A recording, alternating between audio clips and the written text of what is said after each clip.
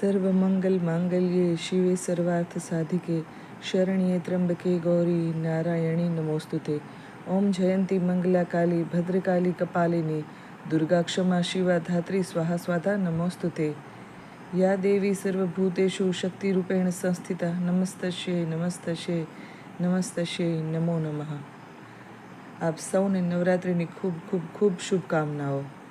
આજે આપણે આ વિડીયોમાં વાત કરશું દુર્ગા સપ્તશતી પાઠની।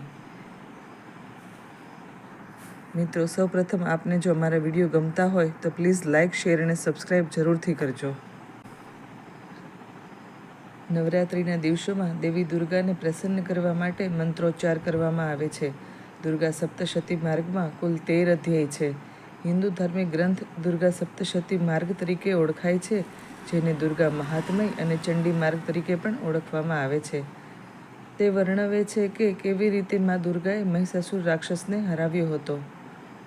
દુર્ગા સપ્તશતી પાઠ ઋષિ માર્કંડેય દ્વારા લખાયેલો છે, જે માર્કંડ પુરાણનો એક ભાગ છે। દુર્ગા સપ્તશતી પાઠના અધ્યાયોમાં 700 શ્લોક છે, તેથી જ આ રચનાને દુર્ગા સપ્તશતી કહેવામાં આવે છે। ચંડી હોમ સ્વાસ્થ્ય સુધારવા અને પ્રતિસ્પર્ધીઓને હરાવવા માટે કરવામાં આવતા સૌથી મહત્વપૂર્ણ હોમમાંથી એક હોમ છે। ચંડી હોમ દરમિયાન દુર્ગા સપ્તશતી સ્ત્રોતનો જાપ કરવામાં આવે છે। ચંડી હોમમાં કુલ 700 આહુતિ તથા પવિત્ર અગ્નિ દ્વારા દેવી દુર્ગાને અર્પણ કરવામાં આવે છે। ઘરમાં દુર્ગા સપ્તશતી પાઠ શરૂ કરવા માટે પ્રથમ જે પાઠ કરવા જઈ રહ્યા છે તેમણે સવારે સ્નાન કરવું જોઈએ। દૈનિક પૂજા વિધિઓ પૂર્ણ કરવી જોઈએ। ઉત્તર અને પૂર્વ તરફ મુખ રાખીને આસન પર બેસીને પ્રાર્થના કરવાનો પ્રયાસ કરવો જોઈએ। એકાગ્રતા અને ભક્તિમાં મન લગાડવું જોઈએ। જો કોઈ વ્યક્તિ દુર્ગા સપ્તશતી માર્ગનો સંપૂર્ણ ભક્તિ, સમર્પણ અને યોગ્ય ઉચ્ચારણ સાથે જાપ કરે છે તો આ માર્ગની અસરો વધુ અસરકારક બની રહે છે।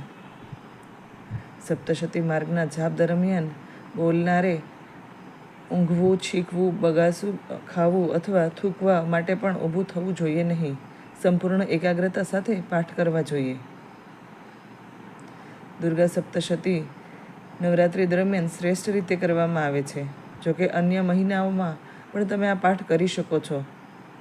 મંગળવાર, શુક્રવાર અને શનિવારે વાંચન શરૂ કરવા માટે સારા દિવસો ગણાય છે।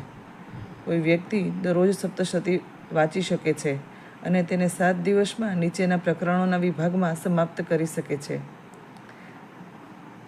પ્રથમ દિવસે પ્રથમ પ્રકરણ લેવાનું છે, બીજા દિવસે બીજું અને ત્રીજું પ્રકરણ લેવાનું છે, ત્રીજા દિવસે ચોથું અને ચોથા દિવસે 5મું, 6ઠું, 7મું અને 8મું એ પ્રકરણ લેવાનું છે। 5મા દિવસે 9મું અને 10મું, 6ઠ્ઠા દિવસે 11મું અને 7મા દિવસે 12મું અને 13મું પ્રકરણ લેવાનું છે। એવું માનવામાં આવે છે કે જે કોઈ દુર્ગા સપ્તશતી પાઠ કરવાનું શરૂ કરતા પહેલાં શપથ લે છે કે આ પાઠ તે જરૂરથી પૂર્ણ કરશે। જેમ કે દેવી દુર્ગા શક્તિનો સ્ત્રોત છે। તમે જ્યારે આ પાઠ કરો છો ત્યારે તમને સાક્ષાત માતા શક્તિની તમને અનુભૂતિ થાય છે। વ્યક્તિ શક્તિની ઉપાસના દ્વારા જે ધારે તે મેળવી શકે છે, કારણ કે વ્યક્તિ શક્તિ સિવાય બીજું કંઈ જ નથી।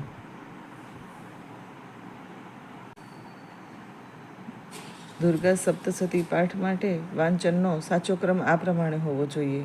સૌ પ્રથમ દેવી સૂક્તમ, પછી દેવી દુર્ગા કવચમ, અર્ગલા સ્ત્રોતમ, વધુ પ્રતિબંધિત, રાત્રિ સૂક્તમ, દેવી મહાત્મય અને ક્ષમા પ્રાર્થના। દુર્ગા સપ્તશતી પાઠ એ દેવી દુર્ગાને પ્રસન્ન કરવા માટે, જીવનની સુધારણા માટે અને દેવી આશીર્વાદ મેળવવા માટે ખૂબ જ મહત્વપૂર્ણ ધાર્મિક વિધિ છે। ભારતમાં દર વર્ષે લાખો હિન્દુ ભક્તો દુર્ગા સપ્તશતીનો પાઠ કરે છે। દુર્ગા સપ્તશતી પાઠમાં કુલ 13 અધ્યાય છે। દરેક માર્ગનું ભક્તો માટે વિશેષ મહત્વ છે। દેવી દુર્ગા હિન્દુ પૌરાણિક કથાઓમાં સૌથી શક્તિશાળી દેવી છે, જે શક્તિશાળી રાક્ષસને હરાવવા માટે ભગવાન શિવ, ભગવાન વિષ્ણુ અને ભગવાન બ્રહ્માની દેવી શક્તિ સાથે બનાવવામાં આવ્યા હતા।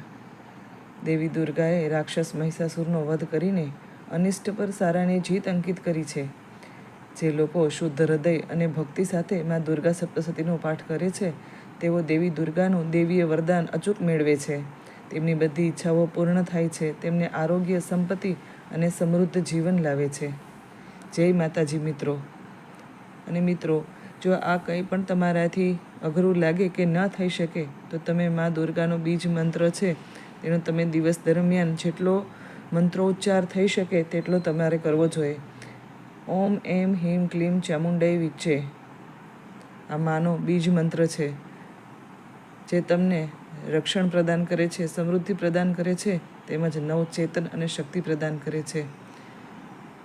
જય માતાજી.